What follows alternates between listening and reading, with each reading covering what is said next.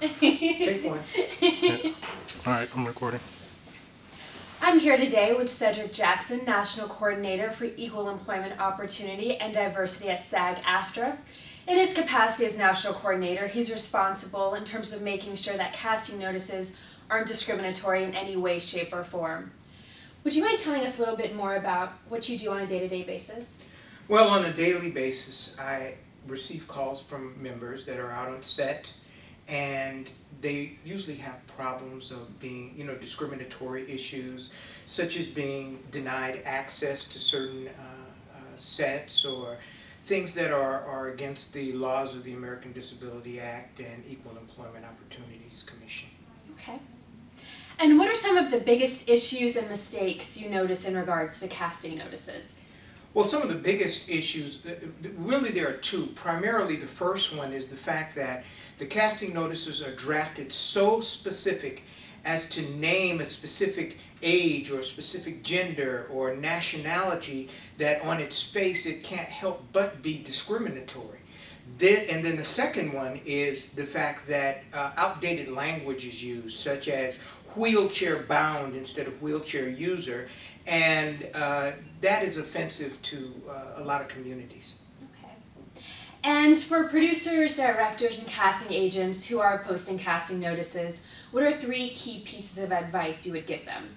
Well, the 3 key pieces of advice that I would give them is, number one, when drafting the casting notice, to use language like must be able to portray, for example, a Latina from 30 to 50 or an East Indian male from 50 to 70. And this way, this opens up the world to any performer who has the ability to portray that particular role or character. So to be very specific in crafting the notice so that it's not gender specific or age specific.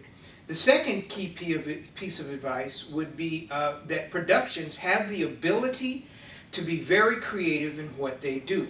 So in that vein, the boundaries of what they used to typecast people with disabilities, people of color, different gender, those sort of typecast roles are diminishing. So they need to expand their thought process as they're writing the roles to take a look at what we call the American scene. And what is that? What is the American scene? What does it look like? So, for example, standing in Times Square in New York and just turning around in 360 and saying, wow, and looking at the diverse world in which we live, if they begin to write those roles out of the norm, rethink that, does this role have to be this particular person or this particular gender, and to write those roles in expansive language, so therefore everyone has the opportunity, and that opens up an entire world of talent for them to use.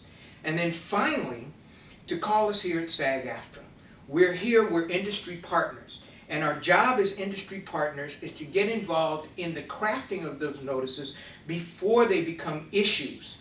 And that way, as we can provide the resources that they need to in drafting the appropriate language that'll make it attractive for our members and performers in general that would normally may feel excluded from participating in the casting process. Okay, excellent. And I know a lot of people always want to know, what are some of the repercussions if somebody does post a casting notice that violates SAG-AFTRA policy? First, they will receive a phone call from SAG-AFTRA, and in that phone call we'll be discussing the potential unlawful pre-employment inquiry. And the second repercussion is that our members, and we get calls from non-members also, that ask questions like, can they ask these questions and possible allegations of discriminatory issues because they feel excluded from the casting process because of the language that it's written. Okay, excellent. And for anybody who wants more information on the do's and don'ts of posting casting notices, where can they go? You can call SAG-AFTRA at 323-549-6644. You can look on our website, which is www.sagaftra.org/EEO Diversity, or you can send us an email at